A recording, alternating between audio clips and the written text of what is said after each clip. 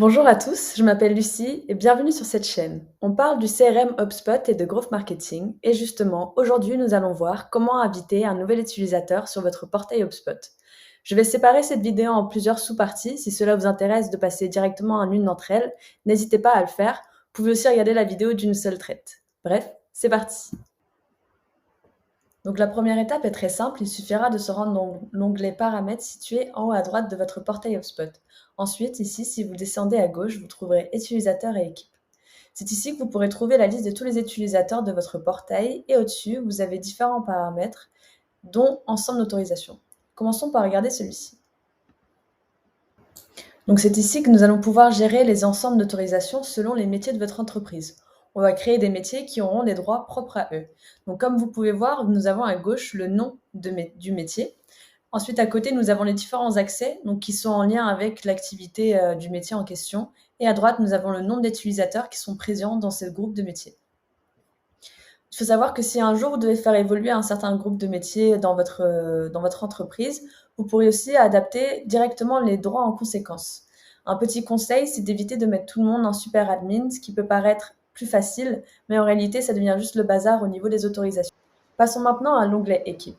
Ici, il s'agira de répartir les utilisateurs selon leur équipe au sein de l'entreprise en suivant l'organigramme. Il est possible d'attribuer du coup des managers et des sous-équipes pour chacun. Donc en fait, c'est grâce à ça qu'on va pouvoir personnaliser le portail de chaque membre, donc avec des tableaux de bord qui s'affichent sur leur portail, ou encore en ajoutant par exemple des signatures de mail par équipe. Donc comme vous pouvez voir encore une fois, à gauche nous trouverons le nom de l'équipe, les équipes enfants, le nombre d'utilisateurs dans cette équipe-là, et les utilisateurs supplémentaires. Nous avons ensuite le troisième onglet donc, qui s'appelle Licence utilisateur. C'est ici que nous allons pouvoir suivre la liste des membres du portail ainsi que leurs autorisations. Donc on va pouvoir gérer les différentes licences, que ce soit des sièges payants pour pouvoir accéder aux différentes fonctionnalités avancées de HubSpot, commercial et service. Si un commercial n'a pas de siège payant, par exemple, il ne pourra pas avoir accès aux séquences. Donc il est important de bien s'assurer que les personnes qui en ont besoin ont accès à ces sièges payants-là. Et dernièrement, nous avons l'onglet Pré-réglage. Donc comme vous pouvez le voir, c'est ici qu'on va pouvoir gérer tous les utilisateurs au même endroit et aussi pouvoir y prédéfinir des préférences d'utilisateurs pour décider qui a les mêmes accès. Alors, si vous êtes en train d'apprendre des choses ou d'apprécier cette vidéo, n'hésitez pas à mettre un petit like. Ça nous aide beaucoup et ça aide à faire découvrir cette vidéo à d'autres personnes qui aimeraient monter en compétence sur HubSpot. Surtout, si vous êtes débutant et que vous souhaitez aller plus loin dans l'utilisation d'HubSpot, il y a notre média et ses contenus disponibles en lien juste ici. On y retourne. Donc maintenant, je vous ai montré les différentes fonctionnalités et les différents paramétrages pour les utilisateurs dans les onglets. Je vais vous montrer un autre moyen d'accéder aux mêmes paramètres directement ici. Si vous allez sur la personne concernée, vous pourrez modifier directement ses accès. Donc vous pourrez lui attribuer une équipe s'il y en a une qui lui correspond, ainsi que de choisir des pré-réglages si vous en avez créé. Sinon, vous pouvez aussi aller directement en créer par ici. Dans les actions, vous pourrez afficher du coup l'historique des autorisations de l'utilisateur, réinitialiser son mot de passe, supprimer cet utilisateur ou le désactiver. Vous pourrez aussi gérer ici les ensembles d'autorisations. Donc sélectionner celui qui correspond, ainsi que de décider si cette personne a accès à un siège payant ou pas dans votre portail. Donc maintenant qu'on a vu toutes ces fonctionnalités ensemble et comment paramétrer ces différents utilisateurs, je vais vous montrer comment créer un nouvel utilisateur de zéro. Donc une fois que vous aurez cliqué sur le bouton « Créer un nouvel utilisateur », vous arriverez sur cette interface-ci. Vous aurez maintenant deux possibilités. Vous pourrez soit créer des nouveaux utilisateurs à partir d'une adresse mail, ou vous aurez aussi la possibilité de créer plusieurs utilisateurs en même temps.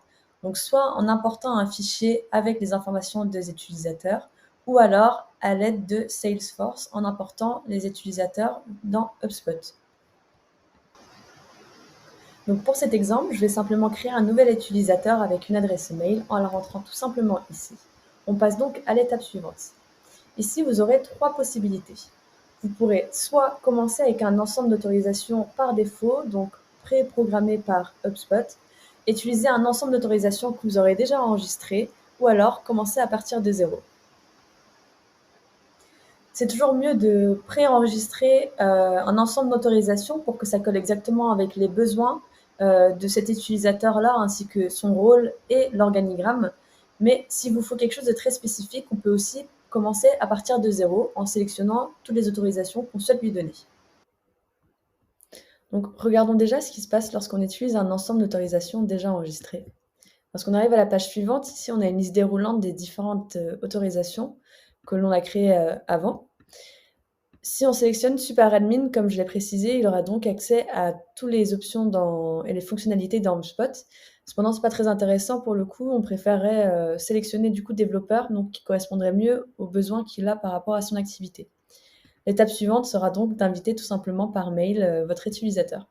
Maintenant, si vous voulez commencer à partir de 0 et personnaliser les autorisations spécifiquement pour cet utilisateur-là, vous pouvez cliquer donc sur la troisième option, ce qui vous mènera à cette interface-ci.